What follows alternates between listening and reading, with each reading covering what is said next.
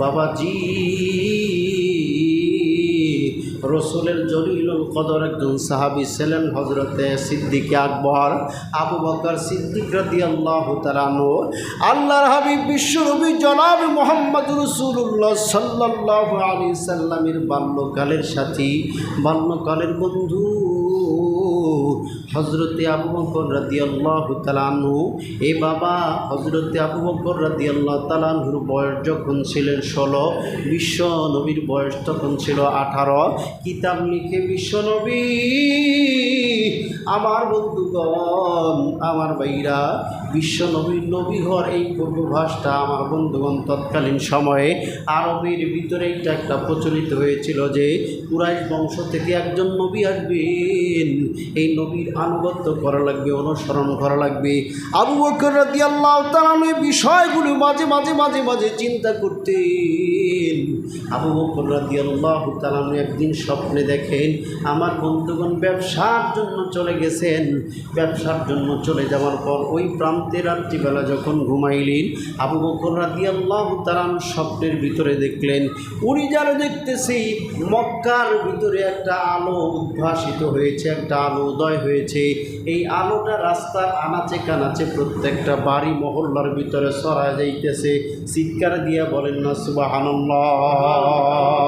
আমার ভাইরা লম্বা কথা সংক্ষেপ করে বলি, এরপরে বিশ্বনবী জনাব মুহাম্মদ রাসূলুল্লাহ সাল্লাল্লাহু আলাইহি সাল্লাম নবীজির বয়স যখন 40 বছর, আবু বকর রাদিয়াল্লাহু তাআলা আনহুর বয়স 38 বছর। বিশ্ব নবীর উপর ওহী আসতে শুরু করলো, নবীজির উপরে কোরআন নাজিল হলো। আল্লাহু আকবার বলেন। আল্লাহর নবীর উপরে যখন কোরআনে কারীম নাজিল হয়ে গেল, আল্লাহর হাবিব কোরআন প্রাপ্ত হলেন, ওহী নাজিল হলো। সর্বপ্রথম বিশ্বনবী আবু বকরের ডাক দিয়ে বলেন, আবু বকর, এইমাত্র আল্লাহ আমাকে নবুয়তি দান করলেন, আমি নবীর মর্যাদা পেলাম, আমার কাছে ওহী আসে। এ আবু বকরের ডাকি তুমি মেনে নাও, তুমি কি বিশ্বাস করো, তুমি আমার প্রতি ঈমান আনো, আমাকে নবী মেনে নাও, আল্লাহকে আল্লাহ বলে মেনে নাও, লাত মানাত উজ্জা সরস্বতী সব কিছু ছেড়ে দাও। আবু বকর রাদিয়াল্লাহু তাআলা আনহু বিনা দ্বিধায় বিনা সংকোচে এক বাক্যে বলে নিলেন, লা ইলাহা ইল্লাল্লাহু মুহাম্মাদুর রাসূলুল্লাহ। জোরে কোন সুবহানাল্লাহ। এইটার নাম আনুগত্য, এইটার নাম অনুসরণ। বিশ্বনবীকে বিশ্বনবীর কথা শোনা মাত্রই তার কথা অকপটে মেনে নিলেন। আমার বন্ধুগণ, আল্লাহর নবীর নাতি হযরতে হাসান রাদিয়াল্লাহু তাআলা আনহু বলেন, উনিও তো কম বড় মানুষ ছিলেন না। আমার বন্ধুগণ, আবু বকর রাদিয়াল্লাহু তাআলা আনহুর ব্যাপারে বলেন, হযরতে আবু বকর সিদ্দিক আকবর আবু বকর রাদিয়াল্লাহু তাআলা আনহু, উনি আমার দিক থেকে, আমার কাছ থেকে 4টি বিষয় অগ্রগামী বেশি, আমার চাইতে 4টা বিষয় উনি বেশি অগ্রসর হয়েছেন। 1 নম্বর, হযরতে আবু বকর সিদ্দিক রাদিয়াল্লাহু তাআলা আনহু সর্বপ্রথম অমুসলিমদের ভিতর থেকে নবীজির উপর ওহী নাজিল হবার পর সর্বপ্রথম মুসলমান হচ্ছেন হযরতে আবু বকর। জোরে বলেন সুবহানাল্লাহ।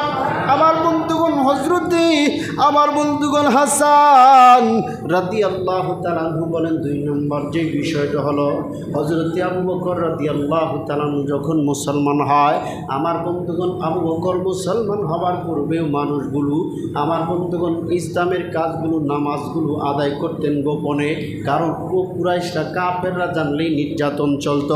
আবু বকর ইসলাম ধর্ম গ্রহণ করার পর সর্বপ্রথম প্রকাশ্যে নামাজ আদায় করেছিলেন। আল্লাহু আকবার বলেন। এ বাবা, সর্বপ্রথম প্রকাশ্যে নামাজের বিধান চালু করেছিলেন। প্রকাশ্যে নামাজ আদায় হয় আবু বকর রাদিয়াল্লাহু তাআলা ইসলাম ধর্ম গ্রহণ করার পর। 2 নম্বর চলে গেল। 3 নম্বর, হযরতে হাসান রাদিয়াল্লাহু তাআলা আনহু বলেন, 3 নম্বর হিজরতের মতো কষ্টসাধ্য করেছিলেন আবু বকর। আমার বন্ধুগণ, আমার ভাইরা, আল্লাহর নবী 4 নম্বর, আল্লাহর হাবিব বিশ্ব নবী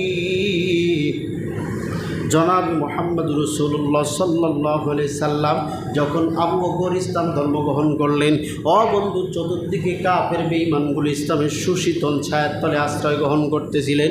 এবার কাফের বেঈমানগুলো ষড়যন্ত্র আঁটতে লাগলো, মুহাম্মাদের ধর্ম প্রচার যদি বন্ধ না করা যায়, মুহাম্মদ তো তার ধর্ম প্রচার করবে, আমাদের বাপদাদার ধর্মের চুনকালি মাখবে। না না না, কি করা যায়, মুহাম্মদকে হত্যা করা লাগবে। আমার বন্ধুগণ ষড়যন্ত্র আঁটলো। আল্লাহ ডাক দিয়ে বলে, নবী আপনি মক্কা থেকে হিজরত করে মদিনায় চলে যান। আল্লাহু আকবার।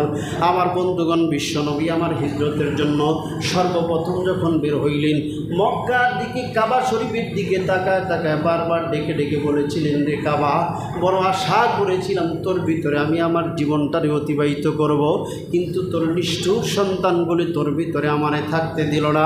আবু বকরের বাড়িতে গেলেন, লম্বা কথা আমি লম্বা করব না, আবু বকরকে ডাকলেন। আবু বকর চট করে দরজা খুলে দিলেন। বিশ্বনবী আমার ডাক দিয়ে বলেন, আবু বকর বলো, একটা ডাক দেওয়া মাত্র তুমি জাগ্রত হয়ে গেলে, ব্যাপারটা কি বলো? আবু বকর তুমি কি ঘুমাও নাই?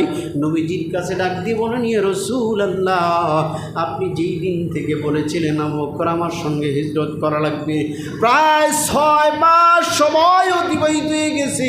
ইয়া রাসূলুল্লাহ, আমি কোনোদিন বিছানায় পিঠ লাগায় ঘুমাই নাই, দরজার সঙ্গে পিঠ লাগায় দাঁড়ায় দাঁড়ায় ঘুমাইতাম। কখন আপনি ডাকবেন, আপনার ডাকে সাড়া দিতে যদি না পারি আমার বেয়াদবি হয়ে যায়। মুসলমান ভাইরা আমার, আমি আপনাদের বুঝাইতে চাই, আনুগত্য কারে কয়, আকল দিয়া বোঝার চেষ্টা করুন। আমার ভাইয়ের, আমার বন্ধুগণ, আল্লাহর নবী আবু বকরকে নিয়ে রওনা দিলেন। ও বন্ধু, সাওয়ার পর্বত গুহার ভিতরে ঢুকে পড়লেন। আবু বকর ভিতরে ঢুকার পর লক্ষ্য করলেন অনেকগুলো গর্ত, চাদর ছিঁড়ে ছিঁড়ে বন্ধ করলেন। সংক্ষেপভাবে বলি, খেয়াল করেন, বোঝার চেষ্টা করেন। আমার বন্ধুগণ, একটা গর্তের মুখ আবু বকর সিদ্দিক বন্ধ করতে পারলেন না। চিন্তা করলেন, যদি কোনো বিষধর সাপ এদিক দিয়ে বের হয়, আমার নবীকে যদি কামড় দেয়, নবী তো মারা যাবে। না না না, এটা হতে পারে না। আবু বকর রাদিয়াল্লাহু তাআলা আনহু পা দিয়ে ঠাসা দিয়ে ধরলেন, এই গর্তের মুখটা পা দিয়ে ঠাসা দিয়ে ধরলেন।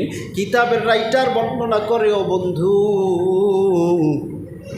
ওই গর্তটা দিয়ে সাপ বের হবার জন্য চেষ্টা করলেন, কিন্তু বারবার চেষ্টা করার পর সাপ যখন বাধাগ্রস্ত হয়, সাপ পায়ের ভিতরে কামড় দিয়ে দিলেন। আবু বকর রাদিয়াল্লাহু তাআলা আনহু পুরুর উপরে বিশ্বনবীর মাথা। আমার বন্ধুগণ, আবু বকর সাপের কামড়ের যন্ত্রণায় ছটফট করতেছে। বিশ্বনবীর চেহারা মুবারকের উপরে আবু বকরের অসচেতনতা বশত একটা ফোঁটা চোখের পানি বিশ্বনবীর চেহারা মুবারকের উপরে পড়ে যায়। নবী আমার জাগ্রত হয়ে গেলেন, ডাক দিয়ে বললেন, আবু বকর, ও আবু বকর, বাড়ির কথা বুঝি মনে পড়েছে? আবু বকর ডাক দিয়ে বললেন, ইয়া রাসূলুল্লাহ, না। আল্লাহর হাবিব বলেন, পরিবার পরিজনের কথা, আব্বার কথা, মায়ের কথা বুঝি মনে পড়েছে? আবু বকর ডাক দিয়ে বললেন, ইয়া রাসূলুল্লাহ, না গো নবীজি, না, সাপে কামড়ের যন্ত্রণায় কান্না করতেছি। নবী আমার ডাক দিয়ে বললেন, আবু বকর, কেন আমারে আগে জানাও নাই? বিশ্ব নবী আমার মুখ মোবারক থেকে থুতু মোবারক বের করে সাপে কামড়ের যন্ত্রণায় লাগায় দিলেন। সঙ্গে সঙ্গে সাপে কামড়ের যন্ত্রণা ভালো করে দিলেন কে? আমি আপনাদের যেই কথাটা বুঝাইতে চাই, আতিউল্লাহ আতিউর রাসূল উলিল আমরি মিনকুম, নেতা যারা থাকবে, ইসলামিক পন্থার নেতা যারা হবে, আনুগত্য করা লাগবে রসুলের। সাহাবা একরাম যেমন আনুগত্য করেছে, সাহাবা একরাম যেমন রসুলকে মহব্বত করেছে, আনুগত্যের ক্ষেত্রে এমন আনুগত্য করা লাগবে যেন নেতা যদি ভালো হয়, নেতার চরিত্র যদি রসুলের চরিত্রের মতো হয়। আমার বন্ধুগণ, এভাবে আনুগত্য করে যদি যাইতে পারি, খুশি হবে কে? আরও জোরে আওয়াজ দিয়ে বলা লাগবে, খুশি হবেন কে? আল্লাহ যদি খুশি হয়ে যায়, নিঃসন্দেহে আপনার আমার জন্য জান্নাতুল ফেরদাউস অপেক্ষমান। আল্লাহ কবুল করুক, জোরে বলেন আমিন।